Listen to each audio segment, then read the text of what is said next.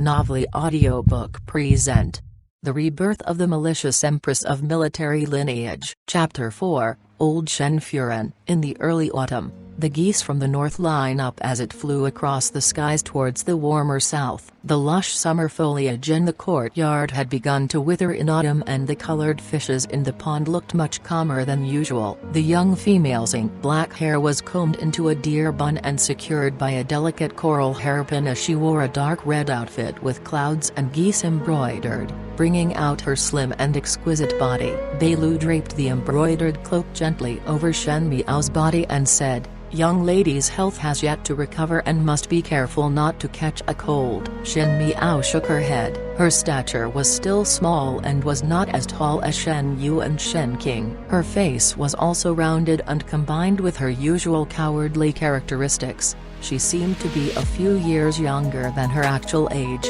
just reaching 11 or 12 years old. But today, she was somewhat different. Xuanzhang watched by the side and felt somewhat peculiar in her heart. The young female's complexion was fair, and seeing that she was small and petite, without even a smile on her face, did not look cold or foolish but was somewhat indifferent, and one could feel some sense of missing as she looked into the skies. She was standing like before but was somewhat dignified, like she had gained a unique air overnight, and there was a sense of grace in the atmosphere. Xuanzhang shook her head as if it could wipe the absurd thought from her mind. She smiled and looked towards Shen Miao. "What is young lady looking at?" After having her breakfast, Shen Miao stood at the courtyard looking at the sky in a trance. "Was just thinking if these wild geese that flew from the north to the south will pass by the northwest desert."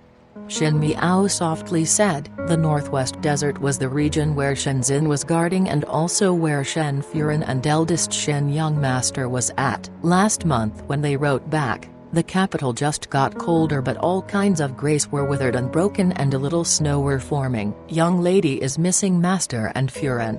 Xuanzhang smiled. "When till the end of the year Master will return and see that young lady had grown taller again, he would be so happy." Shen Miao smiled as she felt somewhat bitter at the edges of her lips. The great general can only return once a year, and upon his return, the first thing he faced was that his own daughter did not know shame and made a joke by rushing to be a wife herself and force marriage upon others. How happy could he be? Not to mention the one that she was obsessed to marry was a vile person who only wanted to use the Shen family army to fight for the throne. The fight for the throne was a messy affair, and the Shen family was not willing to interfere, but unfortunately was dragged into it by her blinded love and ended up with an ending of destruction of the entire clan. Shen Miao closed her eyes. It was just a short time of half a year, but it was enough for so many things to happen. Since she reached a marriageable age, her marriage had become a matter that the East Courtyard to use against as leverage. It seemingly started from this year that the East Courtyard removed the disguise of the evil beast and forced her to a dead end step by step,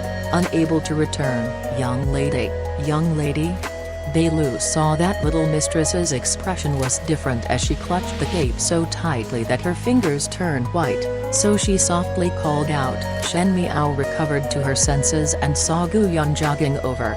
"Young lady, Rong Jingtang there have come over to hasten." Rong Jingtang was where old Shen Furen stayed. Early in the morning a maid by old Furen's side came over to see Shen Miao, and when she saw that Shen Miao was unhindered, she said to go over to old Furen's to perform greeting when her health is better. Was it in face a greeting or to condemn with more people at her side, who weren't aware of it? Shen Miao lightly smiled and tightened her cloak before saying, "Let's go." In the Shen residence, the east and west courtyard were entirely different. When old General Shen was still alive, he would often practice his swordplay and boxing in an empty yard in the west courtyard. After old General Shen died, Shen Gui and Shen Wan took the route of literary officials, and only Shen Xin took over the old general's mantle. Thus that empty yard together with the west courtyard was given to Shen Xin. The east courtyard was spacious, and the second and third household stayed there with old Shen Furen. In actual fact, the location of the west courtyard as compared to the east courtyard was much further, and the sun was not very adequate. only less than what the East Courtyard would have, and thus was not a place worthy of praise. Only Shenzhen was glad about it, as if getting that piece of empty space was like he had gotten a heaven worthy of advantage. Shenzhen and Shen Furen came from military lineage, and their way of looking at things was also simple. White walls and black tiles, and the surroundings were extremely simple. That could not compare to the delicate and graceful restored East Courtyard. That is why Shen Miao felt very dissatisfied with her family West Courtyard and envious of the elegance and adorableness of the East Courtyard, and because of it was also complaining about Shenzhen in her heart. Now looking at it, she finds her ignorance ridiculous. Their own courtyard, even though it was plain, it was not lacking of anything. It displayed the wideness and open-mindedness, so how could it compare to the monsters and demons in the East Courtyard? It was just adorned with gold and jade on the outside but foul in the inside. After walking through the long corridor and passing the exquisitely trimmed garden, they then reached the main doors of Rongjingtang. Most likely it was to highlight the ambience of a literary background. Rongjingtang's layout was especially elegant. There was a bamboo plaque hung on the door, and bronze crane carvings on the handles were very detailed and lively. Fifth young lady is here.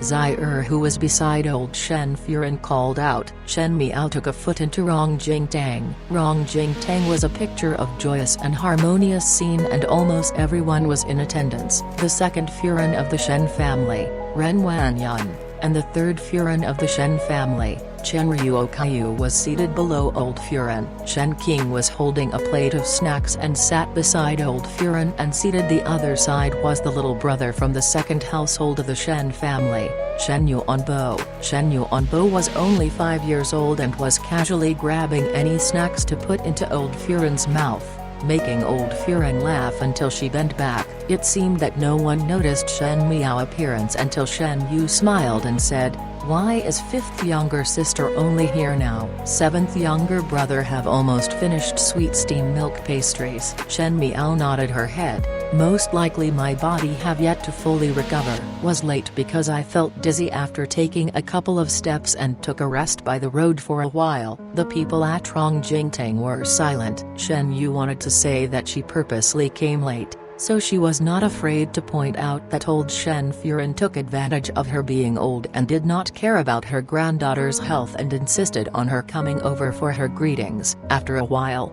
Ren Wanyan smiled. "I see that little Fives," nickname for Shen Miao since she is the fifth in rank among the granddaughters, body is really weak. The physician has been invited for 2 times in these past few days, but it is fortunate that it is no longer a problem now. Is your health better?